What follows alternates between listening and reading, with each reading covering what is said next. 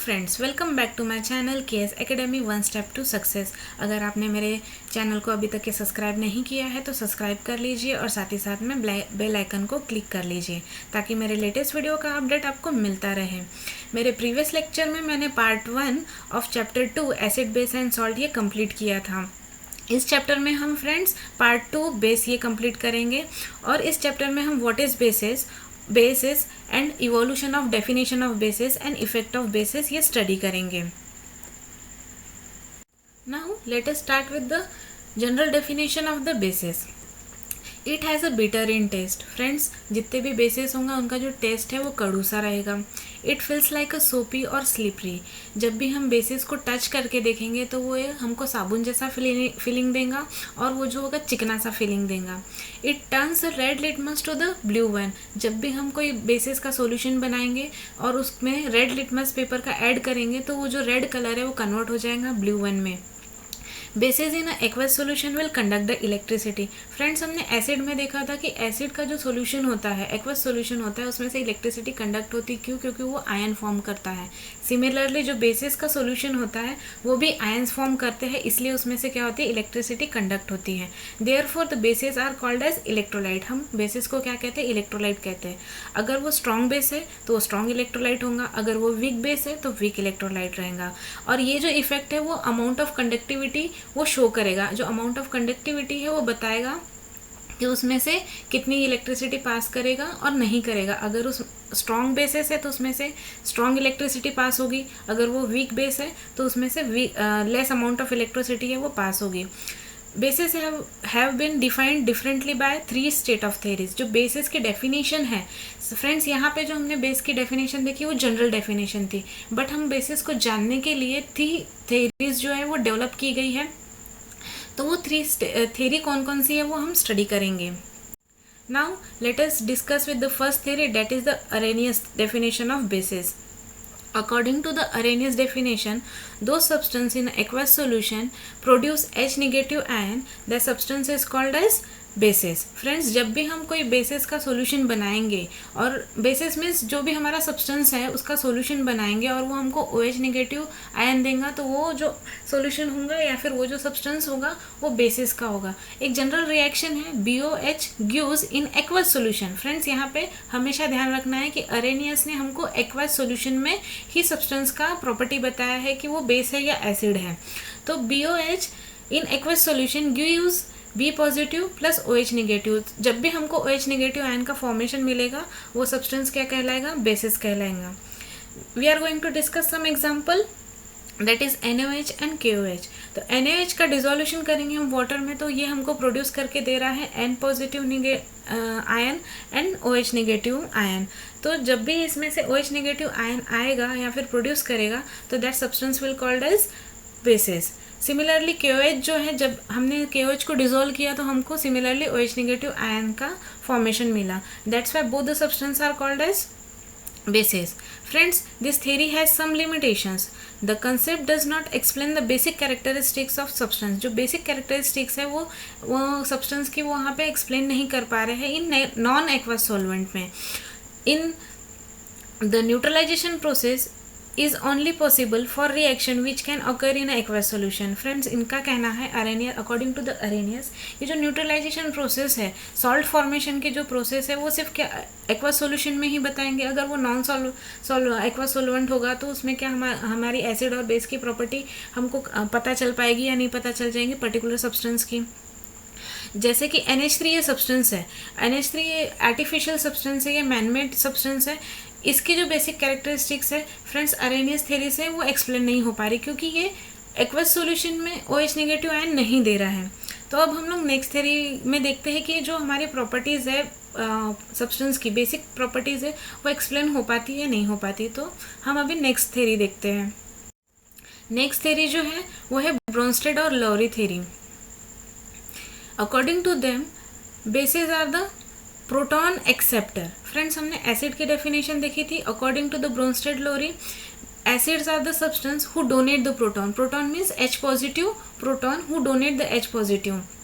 और बेसिस जो सब्सटेंस है यहाँ पे फ्रेंड्स वो प्रोटॉन एक्सेप्टर है। bases in any substance, molecule, cations or ions that accept a proton from any other substance, means वो किसी और सब्सटेंस से जो प्रोटॉन एक्सेप्ट करेंगे तो that substance are called as basis. Therefore basis are the proton acceptor. Some examples of basis NH3 plus H2 it gives NH4 positive plus OH negative. How? अब हम देखते हैं कि इसमें कि प्रोटॉन एक्सेप्ट कैसे किया. तो NH3 जो सब्सटेंस है फ्रेंड, यहाँ पे उसने जो हमारा वाटर मॉलिक्यूल है, वाटर मॉलिक्यूल से उसने H पॉजिटिव एक्सेप्ट किया और हमको NH4 पॉजिटिव, जिसके पास में H पॉजिटिव अभी H हाइड्रोजन एटम है, ये एक्स्ट्रा है, वो है, बन गया हमारा NH4 पॉजिटिव प्लस अभी OH नेगेटिव आयन. फ्रेंड्स ये जो हमारा है ये कॉन्जुगेट एसिड है हमारे बेस का. क्यों? क्योंकि इसने एक्सेप्ट किया एक प्रोटॉन को. सिमिलरली जो हमारा वाटर है उसने डोनेट किया, इसलिए वो एसिड है और उसने क्या फॉर्म किया, OH नेगेटिव, जो हमारा कॉन्जुगेट बेस है. तो फ्रेंड्स ये जो पेयर है कॉन्जुगेट एसिड बेस की, वो कहलाती है conjugate acid base of particular base and acid, जिसके बीच में हमारा प्रोटॉन का लॉस और गेन की प्रॉपर्टी हो रही है, लॉस और गेन हो रहा है बेस और एसिड के बीच में. In this reaction H2O donates the proton to NH3 and water molecule act as an acid. On the other hand, by accepting the proton, NH3 is a base.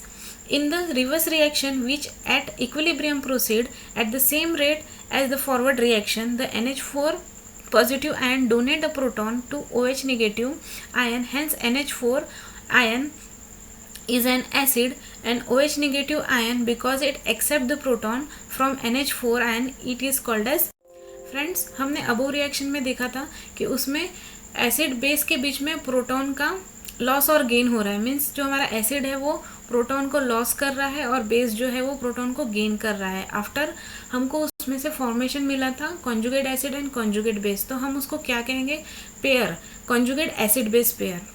Friends this theory has some limitations. जैसे ही हमारी Arrhenius theory की कुछ limitations थी और उस limitation को overcome करने की कोशिश की थी ब्रोंस्टेड एंड लॉरी ने, तो सिमिलरली यहाँ पे लॉरीज एंड ब्रोंस्टेड कंसेप्ट की भी सम लिमिटेशंस हैं. तो Bronsted Lowry could not explain the basic oxide like substance, जो है basic characteristic of particular oxide substance जो होते हैं उनके बेसिक कैरेक्टरिस्टिक को वो एक्सप्लेन नहीं कर पाए थे. वो सम एग्जांपल्स हैं जैसे कि कैल्शियम ऑक्साइड है, मैग्नीशियम ऑक्साइड है, इनकी जो बेसिक कैरेक्टरिस्टिक्स है वो उन्होंने एक्सप्लेन नहीं कर पाए थे. क्यों? क्योंकि ये प्रोटॉन को एक्सेप्ट नहीं कर पा रहे हैं. Now let us discuss next theory, that is Lewis theory. According to the Lewis, bases are the substance who donate the lone pair of electron. Friends हमने एसिड की डेफिनेशन देखी है जिसमें एसिड जो होते हैं वो एक्सेप्ट करते हैं लोन पेयर ऑफ इलेक्ट्रॉन को, और जो बेस है हमारे यहाँ पे जस्ट अपोजिट है, who donate the lone pair of electron. इसीलिए जो लेविस बेस होते हैं उन्हें हम क्या कहते हैं, इलेक्ट्रॉन पेयर डोनर. फ्रेंड्स यहाँ पे जो हमारे बेसिस होते हैं वो हाईली न्यूक्लियोफिलिक होते हैं. Highly nucleophilic means it can easily lose the electron, और वो डायरेक्टली अटैक किस पे करता है, पॉजिटिव चार्ज पे अटैक करता है, इसलिए ये हाईली न्यूक्लियोफिलिक कहलाते हैं. फ्रेंड्स जो हमारे बेसिस होते हैं वो हाईली ऑक्यूपाइड मोलिकुलर ऑर्बिटल होता है. इसका मतलब ये होता है कि उनके पास जो ऑर्बिट्स होते हैं वो सेटिस्फाइड होते हैं. सेटिस्फाइड होने के बावजूद भी उनके पास में एक्स्ट्रा अमाउंट ऑफ इलेक्ट्रॉन होते हैं. That's why they can easily donate the lone pair of electron, और इसलिए ही वो लेविस बेस कहलाते हैं. कुछ एग्जाम्पल है जो इजीली गिव अप कर लेते हैं. इजीली गिव अप मतलब जो इजीली अपने इलेक्ट्रॉन को डोनेट कर लेते हैं, जैसे कि OH नेगेटिव. OH नेगेटिव जो है वो डोनेट करेगा एक इलेक्ट्रॉन और फॉर्म करेगा water molecule. Similarly Cn negative, ये भी अपना एक निगेटिव डोनेट कर लेगा तो ये इजीली फॉर्म कर लेगा HCN. वैसे ही CH3COO ये फॉर्म क्या करेगा, CH3COOH. सिमिलरली फ्रेंड्स यहाँ पे जो NH3 है, H2 और CO है, फ्रेंड्स ये जो है इनके पास में extra amount of lone pair of electron थे, और ये जो पहले एग्जांपल थे OH नेगेटिव, CN नेगेटिव, इनके पास सिंगल इलेक्ट्रॉन थे जो इजीली डोनेट कर रहे थे. तो ये जो हमारे एग्जांपल है इनके पास लोन पेयर ऑफ इलेक्ट्रॉन है, ये इजीली अपना डोनेट करेंगे क्योंकि ये जो है इनके पास एक्स्ट्रा अमाउंट में है. अभी हम एक एग्जाम्पल कंसिडर करते हैं, उसको समझने की कोशिश करते हैं कि ये अपना lone pair of electron easily कैसे डोनेट करते हैं. तो जो हमने प्रीवियस इसमें एग्जांपल कंसिडर किया था वही एग्जांपल हम यहाँ पे कंसिडर करेंगे।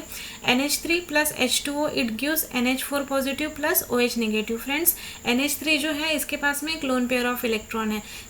सिमिलरली हम अनदर हैंड में देखेंगे जो हमारा H2O है उसके पास क्या है, एक प्रोटॉन एक्स्ट्रा है। तो हमारा यहाँ पे जो वाटर है वो एक्ट एज एन एसिड है, तो ये क्या करेगा, वहाँ पे प्रोटॉन डोनेट करेगा और हमारा जो बेस है NH3 ये क्या करेगा, अपना लोन पेयर ऑफ इलेक्ट्रॉन हम एसिड को देगा और क्या फॉर्म करेगा, OH नेगेटिव और प्लस में हमारा NH4 पॉजिटिव जिसके पास एक प्रोटॉन एक्स्ट्रा है। Here we are going to study effect of bases on various substances. First, effect with water. हमने प्रीवियस स्लाइड में देखा था कि NH3 की रिएक्शन वाटर के साथ में it will gives NH4 positive plus OH negative. Friends हमने देखा था कि जो हमारा NH3 है उसके पास में एक लोन पेयर ऑफ इलेक्ट्रॉन है और जो हमारा वाटर है in above reaction water act as a proton donor. It means that the water act as an acid. जो हमारा वाटर है वो प्रोटॉन को डोनेट कर रहा है, किसको, अमोनिया को, और फॉर्म कर रहा है NH4 positive plus OH negative. That's why water act as an acid in above reaction. Next है इफेक्ट विथ मेटल्स। फ्रेंड्स हमने एसिड के रिएक्शन में देखा था कि एसिड जब भी रिएक्ट कर रहा है मेटल के साथ में तो हाइड्रोजन गैस का इवोल्यूशन हो रहा है। तो सिमिलरली यहाँ पे जो है हम मेटल के रिएक्शन बेसिस के साथ में कर रहे हैं, तो यहाँ इस रिएक्शन में भी हाइड्रोजन गैस है वो हमारी इवॉल्व हो रही है। नेक्स्ट है effect on non metal carbonate. Friends हमने एसिड के साथ जब रिएक्शन देखी थी तो एसिड की रिएक्शन हमने मेटल कार्बोनेट के साथ देखी थी और कंक्लूजन किया था कि जितने भी मेटल कार्बोनेट है वो बेसेस हो गए। तो अभी बेसिस और बेस की रिएक्शन तो हम बता नहीं सकते, इसलिए जितने भी नॉन मेटल कार्बोनेट होंगे वो क्या होंगे, एसिड होंगे। ये हमारा कंक्लूजन था फ्रेंड्स। तो यहाँ पे हमने रिएक्शन बताई है बेस की नॉन मेटल कार्बोनेट जो कि हमारा यहाँ पे कार्बन डाइऑक्साइड है और बेस हमारा कैल्शियम हाइड्रोक्साइड है CaOH/2 और it will gives calcium carbide plus H2O। तो फ्रेंड्स यहाँ पे हमको एसिड और बेस के बीच की रिएक्शन मिल रही है जिसमें हमको CaCO3 प्लस वाटर का फॉर्मेशन मिल रहा है। तो here non metal carbonate act as an acid. जितने भी नॉन मेटल हो गए यहाँ पे एक्ट क्या कर रहे हैं, एसिड का। Effect on non metal oxide. Friends हमने जो एसिड की रिएक्शन देखी थी वो मेटल ऑक्साइड के साथ की देखी थी और हमने यही कंक्लूड किया था कि जितने भी मेटल ऑक्साइड्स है वो बेस है, तो जो नॉन मेटल ऑक्साइड्स होंगे वो हमारे क्या होंगे, एसिड होंगे। तो हमारी रिएक्शन है यहाँ पे सोडियम हाइड्रोक्साइड की प्लस कार्बन डाइऑक्साइड की who gives the Na2 plus CO3 plus H2O। Friends ये जो एसिड बेस की रिएक्शन है ये हमको सॉल्ट फॉर्मेशन दे रहा है, डेट इज Na2CO3 हमारा यहाँ पे सॉल्ट है और वाटर का। This reaction is called as neutralization reaction. और फ्रेंड्स न्यूट्रलाइजेशन रिएक्शन के बारे में मैंने मेरे प्रीवियस लेक्चर के वीडियो में एक्सप्लेन किया है। जो मेरा प्रीवियस लेक्चर का वीडियो है वो है chapter 1 chemical reaction and equation balancing. इसकी मैं लिंक जो है इस वीडियो के साथ में शेयर कर दूंगी। Here non metal act as an acid. जितने भी नॉन मेटल्स है वो क्या कर रहे हैं, हमारा एसिड का बिहेवियर शो कर रहे हैं।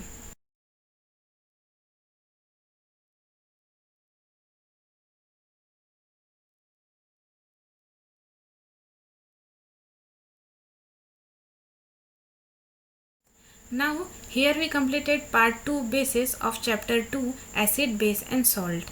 फ्रेंड्स अगर आपको इस वीडियो के रिगार्डिंग, इस लेक्चर के रिगार्डिंग कोई क्वेरीज है या सजेशन है तो आप हमको कमेंट बॉक्स में कमेंट कर सकते हैं। Thank you for listening my lecture and bye bye. See you with part 3 of pH and salt.